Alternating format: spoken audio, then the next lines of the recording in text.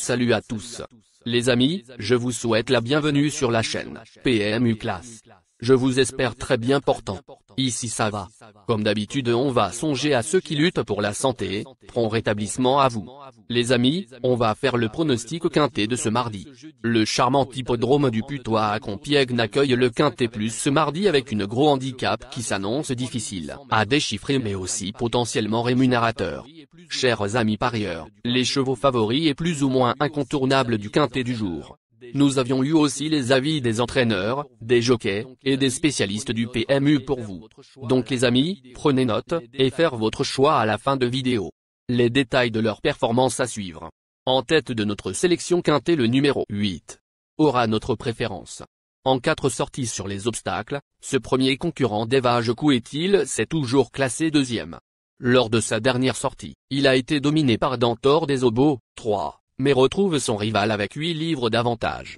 Plutôt bien placé pour son premier quintet plus, il s'annonce redoutable.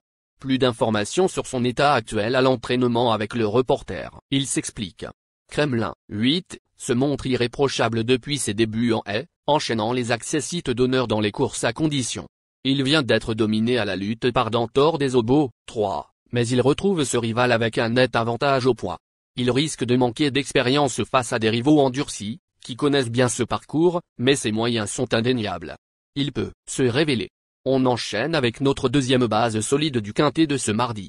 Numéro 3. Ce concurrent des époux de Wilder vient d'effectuer une plaisante rentrée à Angers, dominant notamment Kremlin, 8, et Houquet de Brenu, 9.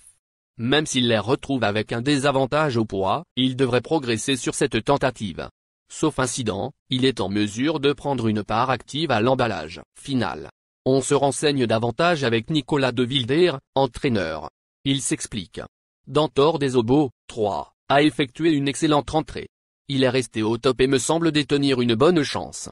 Il ne doit pas être monté trop offensif, mais le tracé de Compiègne est suffisamment sélectif pour permettre de revenir. Le seul petit bémol, c'est le nombre élevé de partants et il faudra donc éviter de prendre des coups. Sinon, tous les feux sont au vert. Chers parieurs, la dernière minute du quintet de ce mardi. Numéro 9. À 8 ans, ce second atout d'Alain Couetil ne va prendre part qu'à sa 12e course sur les obstacles. Il avait conclu honorablement dans un quintet plus en début d'année à Pau, puis s'annonçait compétitif pour la victoire lorsqu'il a chuté à Angers le 16 février. Il s'est, depuis plutôt bien comporté, 4e, dans une classe 3, remportée par Dantor des Obos, 3. À l'arrivée. Plus de précision avec le reporter. Il s'explique. Houquet de Brenu, 9. A encore relativement peu couru à 8 ans. Il était parti très joué dans un quintet plus palois cet hiver, mais il n'avait pas pu s'illustrer. Après une sortie malheureuse à Angers, où il aurait certainement gagné sans une chute, il vient de se comporter honorablement dans une classe 3, tout en étant devancé par des rivaux qu'il retrouve aujourd'hui. On notera que ses meilleures performances ont été enregistrées sur des tracés à main droite. À retenir en fin de combinaison. Les amis, soyez sympas. Faites ce simple geste encouragement, ça nous donne la force dans la recherche.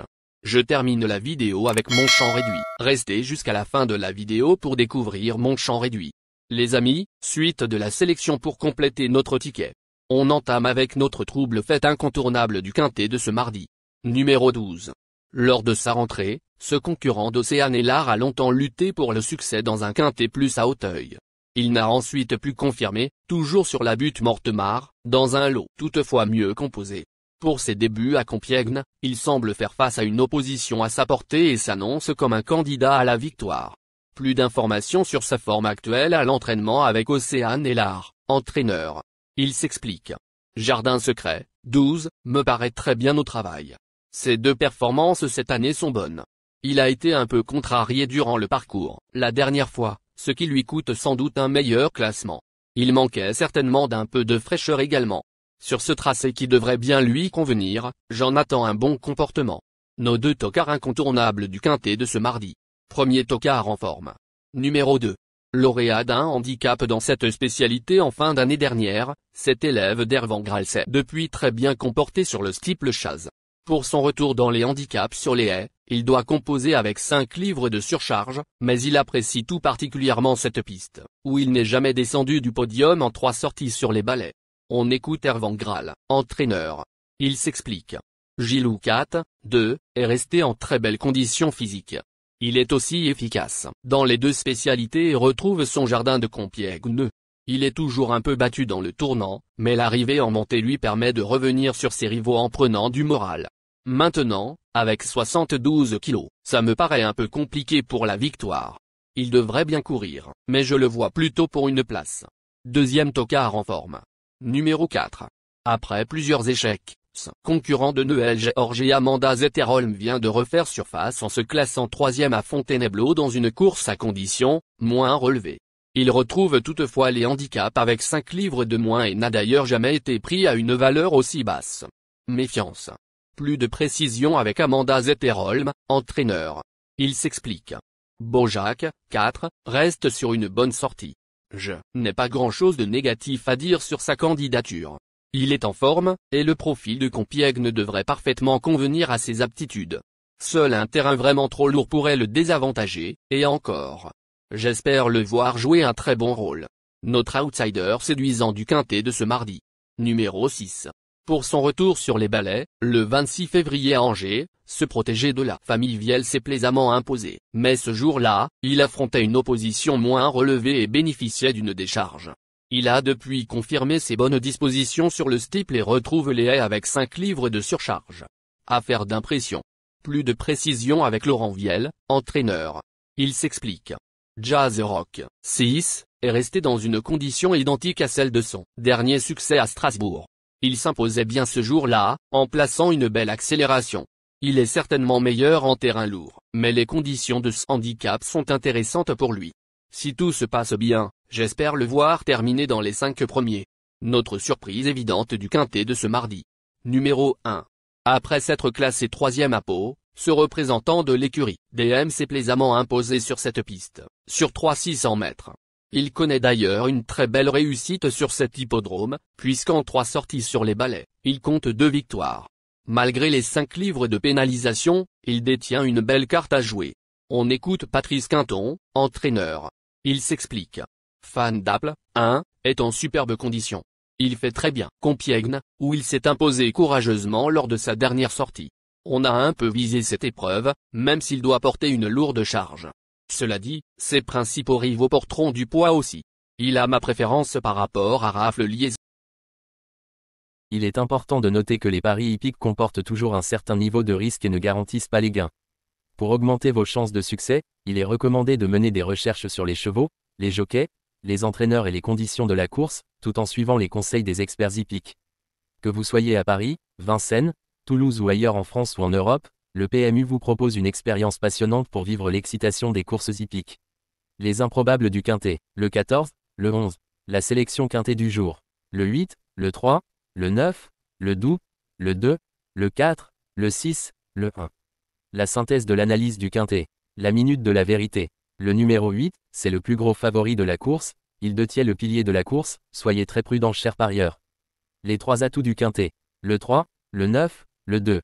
Nos propositions de tickets du jour, chers amis parieurs. Mon champ réduit à 50%. Le 8, le 3, le 9, le 12, le 6. C'est une combinaison qui permet aux joueurs de mettre un cheval de base et d'y associer plusieurs autres concurrents. Mais pourquoi choisir le quintet en champ réduit? Avec des bas, vous pouvez ajouter des tocards dans vos champs. Si les bases font l'arrivée avec un outsider retenu dans votre pari, alors les rapports peuvent être rémunérateurs. Cette formule en champ réduit est toutefois moins sécuritaire que la formule combinée. Par exemple, dans les courses de trot attelé, les chevaux peuvent être au galop et donc disqualifiés. Si cela arrive lors d'un quintet en champ réduit avec votre base ou l'une d'elles qui est disqualifiée, alors vous ne pourrez pas toucher le quintet mais au maximum un ou plusieurs bonus. Cette formule est un bon compromis entre le quintet unitaire qui consiste à jouer uniquement 5 chevaux et la formule combinée qui est plus sécuritaire mais également plus coûteuse. Selon les courses PMU et la valeur des chevaux, vous allez faire votre choix entre les deux. Ticket de folie, le 8, le 14. Et le 8, le 11. Ici nous avons décidé de combiner la base avec nos improbables. Ticket de couverture, le 8, le 3. Il existe plusieurs types de jeux, comme le pari en jeu simple, couplet gagnant ou placé, jeu trio, jeu quarté, jeu quintet, que vous pouvez tenter votre chance les amis. Mon multi 5 du jour, le 8, le 2. Associé au grand carnet, le 3, le 9, le 12, le 4, le 6, le 1, le 11, le 14.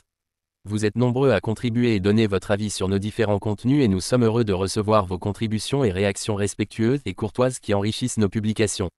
Merci les amis, bon jeu à tous, à très bientôt pour la prochaine course. Bye bye.